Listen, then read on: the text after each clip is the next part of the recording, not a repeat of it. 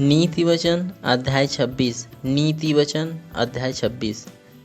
जैसा धूप काल में हिम का और कटनी के समय जल का पड़ना, वैसा ही मूर्ख की महिमा भी ठीक नहीं होती। जैसे गौरैया घूमते घूमते और सूप बेनी उड़ते उड़ते नहीं बैठती, वैसे ही व्यर्थ साप नहीं पड़ता। घोड़े के लिए कोड़ा, गधे के लिए लगाम और मूर्खों की पीठ के लिए छड़ी है। मूर्ख को उसकी मूर्खता के अनुसार उत्तर न देना, ऐसा न हो कि तू भी उसकी तुल्य ठहरे। मूर्ख को उसकी मूढ़ता के अनुसार उत्तर देना, ऐसा न हो कि वह अपने लेखे में बुद्धिमान ठहरे। जो मूर्ख के हाथ से संदेश भेजता है, वह मानो अपने पाँव पर कुल्हाड़ा मारता और विष पीता है। जैसे लंगड़े के पांव लड़खड़ाते हैं, वैसे ही मूर्खों के मुंह में नीति वचन होता है। जैसे पत्थरों के ढेर में मड़ियों की थैली, वैसे ही मूर्ख को महिमा देनी होती है। जैसे मतवाले के हाथ में कांटा गढ़ता है, वैसे ही मूर्खों का कहा हुआ नीति वचन भी दुखदाई होता है।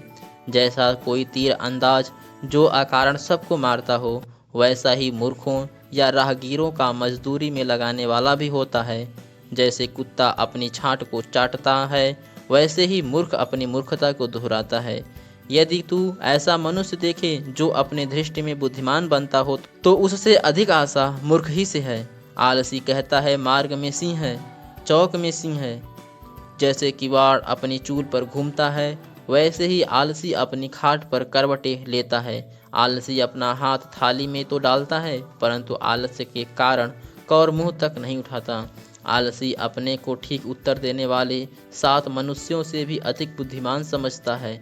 जो मार्ग पर चलते हुए पराये झगड़े में विघ्न डालता है, वह उसके समान है जो कुत्ते को कानों से पकड़ता है। जैसा एक पागल जो जलती लकड़ियां और मृत्यु की तीर फेंकता है, वैसा ही वह भी होता है जो अपने पड़ोसी को धोखा देकर कहता है मैं तो मजाक कर रहा था। जैसे लकड़ी न होने से आग बुझती है, उसी प्रकार जहाँ कानाफूसी करने वाला नहीं, वहाँ झगड़ा मिट जाता है। जैसा अंगारों में कोयला और आग में लकड़ी होती है, वैसा ही झगड़ा बढ़ाने के लिए झगड़ालू होता है। कानाफूसी करने वाले के वचन स्वादिष्ट भोजन के समान भीतर उतर जाते हैं। जैसा कोई चांदी का पानी चढ़ाया हुआ मिट्टी का बर्तन हो, वैसा ही बुरे मन वाले के प्रेम भरे वचन होते हैं।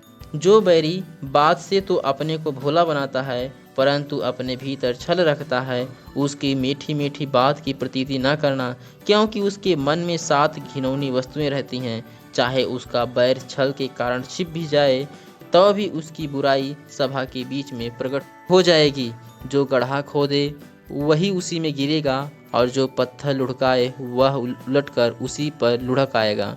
जिसने किसी को झूठी बातों से घायल किया हो, वह उससे बैर रखता है, और चिकनी चुपड़ी बात बोलने वाला विनाश का कारण होता है।